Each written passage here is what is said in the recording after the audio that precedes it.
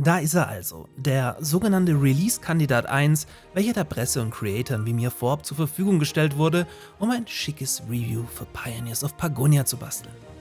Mittlerweile habe ich ca. 10 Stunden gespielt, aber beileibe noch lange nicht alles gesehen, weswegen es vermessen wäre und sicher auch nicht fair, bereits jetzt ein vollwertiges Review zu veröffentlichen.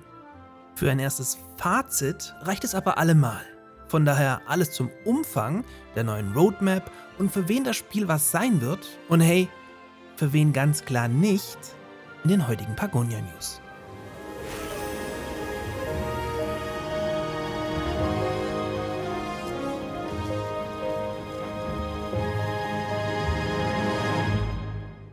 Pioneers of Pagonia spielt sich in seiner Release-Version vollkommen anders als noch in seiner Demo und ich sag euch ehrlich, Gott sei Dank. Denn falls es euch wie mir ging und ihr diese Demo vor ein paar Wochen einfach zu viel gespielt hattet, wurde euch eher, als ihr euch versehen konntet, auf den 3 pagonischen Inseln ziemlich langweilig. Ein echter Downer für mich, was ich so gar nicht erwartet hatte. Aber sei es drum, die Demo ist Schnee von gestern. Jetzt sind wir kurz vor dem Release und das ganze brachiale, vollwertig Meisterwerk liegt vor mir und möchte ausprobiert werden. Die Early Access Version wartet mit 6 vorgefertigten Szenarien auf, die sich alle gründlich voneinander unterscheiden und sozusagen den Kampagnenersatz fürs Erste darstellen sollen. Hier wird von ultra einfach für Einsteiger bis hardcore schwer für so möchtegern Pros wie mich alles abgedeckt und kann so auch als erweitertes Tutorial angesehen werden. Während sich die ersten 4 Missionen in jeweils 3 bis 4 Stunden lösen lassen, hängt ihr an den kampfbetonten letzten 2 schätzungsweise 10 Stunden oder länger.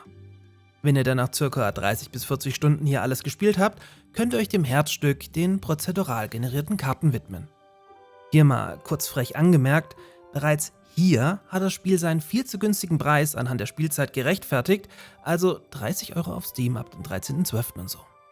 Die prozeduralen Karten könnt ihr wahlweise anhand von 3 Größen, dem Schwierigkeitsgrad und der optischen Landschaft generieren lassen oder über Anpassen im Detail verändern.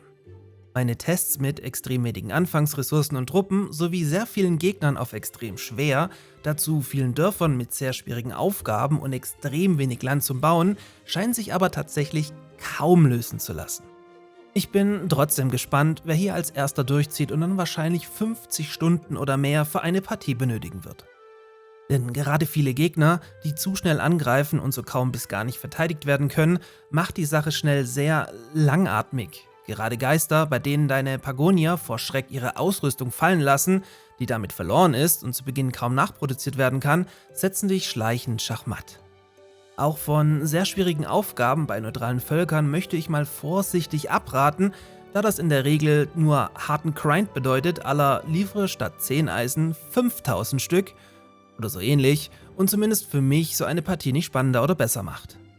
Die aktualisierte Roadmap zeigt uns, dass mit Release noch lange nicht Schluss ist und das Spiel ab sofort fortlaufend kostenlos mit Content erweitert wird.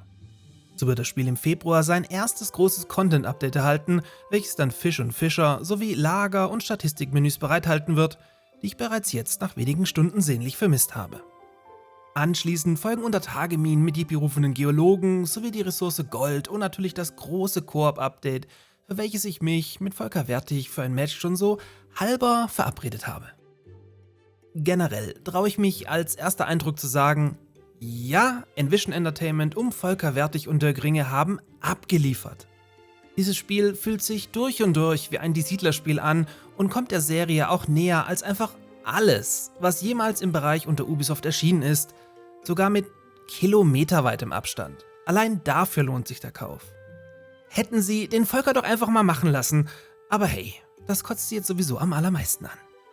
Aber werden hiermit alle happy sein und sich in einem großen Saufgelage in die Arme fallen? Nein, das definitiv auch nicht, wobei das fairerweise auch gar nicht möglich ist.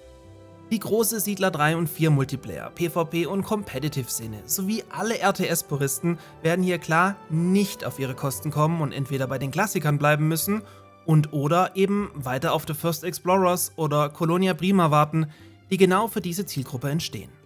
Mit Pioneers of Pagonia erfindet aber Volker Wertig sein eigenes Die Siedler nach genau 30 Jahren neu und führt sein erdachtes Spielkonzept in die Gegenwart, was mir meinen tiefsten Respekt abverlangt und einfach so eine krasse Story ist.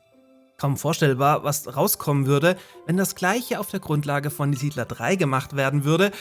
Holy shit, Volker, tu es bitte, aber wir schweifen ab. Nach meinem nun anstehenden Livestream-Marathon werde ich dann noch zur ausführlichen Review ausholen, welche euch dann kurz vor Release am 12.12. erreichen sollte, falls ihr ein Abo dagelassen habt. Und jetzt, sorry, ich bin wieder weg, da vorne auf dem Hügel möchten noch ein paar Werwölfe verkloppt werden.